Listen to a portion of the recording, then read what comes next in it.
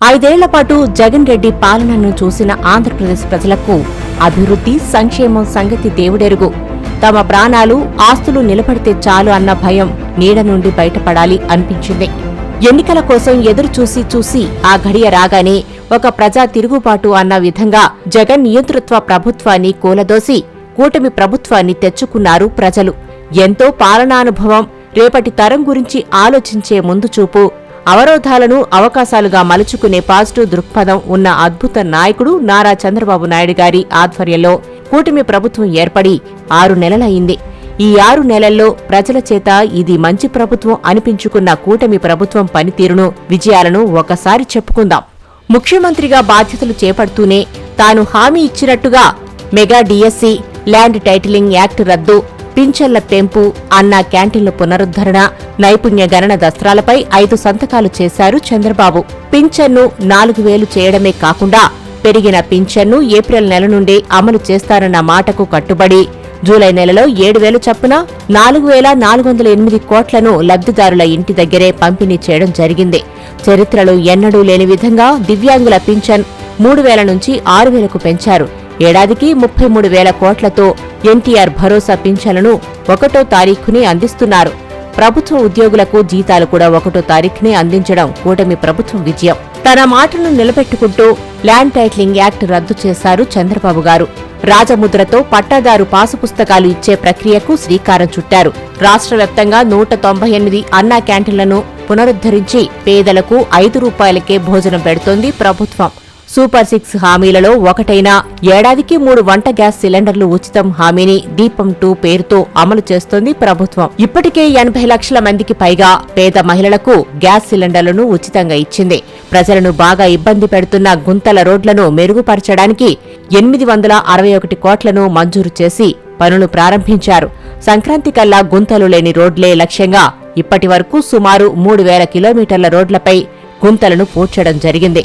ఇచ్చిన హామీకి కట్టుబడి ఉచిత ఇసుక విధానాన్ని పునరుద్ధరించారు. దీంతో నిర్మాణ రంగంలో ఉన్న 125 వృత్తుల వారికి ఉపశమనం కలిగింది. అలాగే మద్యం మాఫియాకు చెక్కు పెడుతూ మద్యం దుకాణాలను ప్రైవేటుకు అప్పచెప్పారు. దాంతో చీప్ లిక్కర్ స్థానంలో నాణ్యమైన బ్రాండ్లు అందుబాటులోకి వచ్చాయి. రాష్ట్ర పురోగతికి అవసరమైన కేంద్ర సహకారాన్ని సాధించడంలో కూటమి ప్రభుత్వం సఫలీకృతమైంది.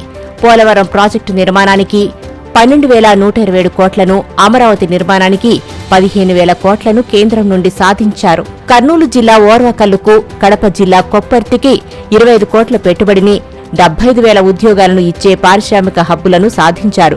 విశాఖ రైల్వే జోన్కు 52 ఎకరాలను కేటాయించి రైల్వే జోన్ పనులను వేగవంతం చేసేలా చేశారు. ఇంకా మరెన్నో విషయాలలో కేంద్రం ఆంధ్రప్రదేశ్కు అపూర్వ సహకారాన్ని అందిస్తోంది. ఉపాధి పథకం ద్వారా 6.50 కోట్ల పని దినాలు కల్పిస్తూ అదనంగా 54 లక్షల మందికి పని లభించేలా చర్యలు తీసుకున్నారు. 4,500 కోట్లతో 13,000 పంచాయతీలలో 30,000 పనులు జరుగుతున్నాయి. మెగా డిఎస్సి ద్వారా 16,347 ఉపాధ్యాయ పోస్టులు భర్తీ ప్రక్రియ కొనసాగుతోంది. గత ప్రభుత్వం వదిలేసిన 6,100 పోలీసు ఉద్యోగాల భర్తీని కూటమి ప్రభుత్వం కొనసాగిస్తోంది. 6 నెలల్లోనే సుమారు 4.60 లక్షల కోట్ల పెట్టుబడులను, 5 లక్షల ఉద్యోగాలు ఇచ్చే పరిశ్రమలు ఏపీకి వచ్చాయి.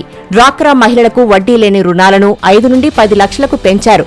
రైతులకు జగన్ ఎగ్గొట్టిన 1,674.47 కోట్ల ధాన్యం కొనుగోలు బకాయిలను చెల్లించి అన్నదాతలను ఆదుకున్నారు. విపత్తు సాయాన్ని హెక్టార్కు 10 నుంచి 25 వేలకు పెంచారు. ధాన్యం కొనుగోలు సొమ్మును 24 గంటల్లో రైతు ఖాతాల్లో జమ చేస్తున్నారు. డ్రగ్స్ మాఫియా సమూల నిర్మూలనే లక్ష్యంగా elite anti narcotics group for law enforcement ను ఈగిల్ పేరిట ఏర్పాటు చేసింది కూటమి ప్రభుత్వం.